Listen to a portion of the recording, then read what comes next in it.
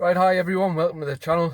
So in today's video, I'm just going to talk to you about two big no-nos, two things I never do during the gardening season. And it all revolves around getting rid of gardens or increasing prices, essentially. So, number one, I would never ever get rid of a garden unless the customer has done something or the garden's full of dog poo or whatever, unless it's something they've done.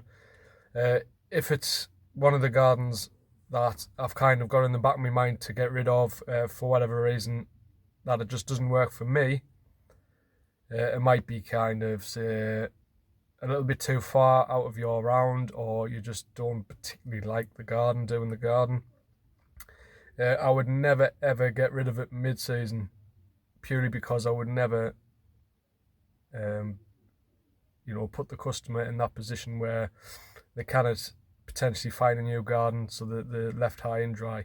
I don't think that's morally right, and I don't think that's a good way to kind of run your business. Oh god, excuse the sweat patches.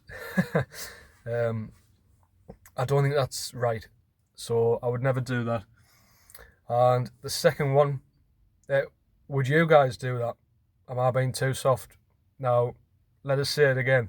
If it was something that a customer had done, if there was a load of dog poo in the garden or something like that, yes, I would definitely get rid of the garden mid-season, 100%.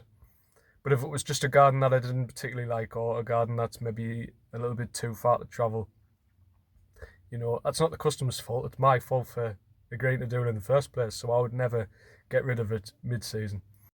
So the second one is I would never increase the price of a garden mid-season. I would always wait until the following season, and then I tend to send me text messages out in kind of February, just asking if you want us to keep with the garden, keep continuing with the garden. This is going to be my price for the coming year type of thing, and I would increase it then. One exception to the rule was just a couple of weeks ago, where I was so close to just dropping a garden. I'd had enough, basically, of dog poo. She was spot on with it. Picked it up like religiously and was really good after I'd told her, and I had been soft.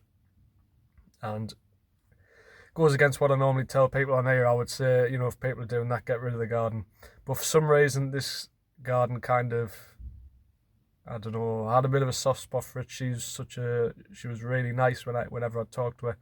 As far as I'm aware, she lives there with a daughter, and I don't think she's got anyone to do the garden. For whatever reason, it was just kind of the garden was a bit of a soft spot for us.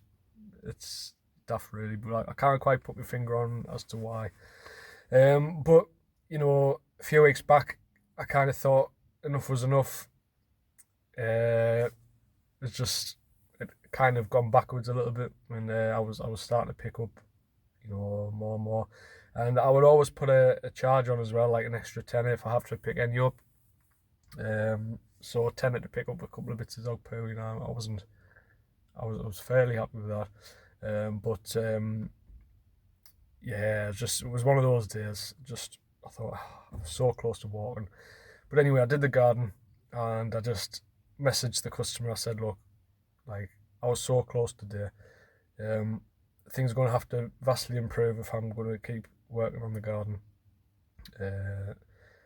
This going forward, if you want us to keep coming, this is going to be the new price, and I put kind of a bit of a plan in place. It was going to be X amount for so long, and as long as the garden was fine, I would drop it to the amount that I would have increased it to the following season. So I was going to increase it by a fiver. I did that mid-season, and that's the only time I've done that. So ordinarily, I would never increase the price, because again, that's your own fault if you've priced it wrong. I personally don't think that increase might be just too much for that customer. And there's plenty of gardens in the early days where I have got the price wrong, and it's all right on a one-off, because you kind of you know, forget about the job. You've done it. That's it. Move on. Make sure you price the next one better. But when you've messed up on a fortnightly kind of regular job, it's it's a bit of a tough one to take, and it's a bit annoying. But it's not the customer's fault. This is personally what I think. Do you agree? Put it in the comments below. They're the two big no-nos for me. So let me know your thoughts on that. It'll be interesting. Hopefully I'll see you in the next one. Cheers. Bye.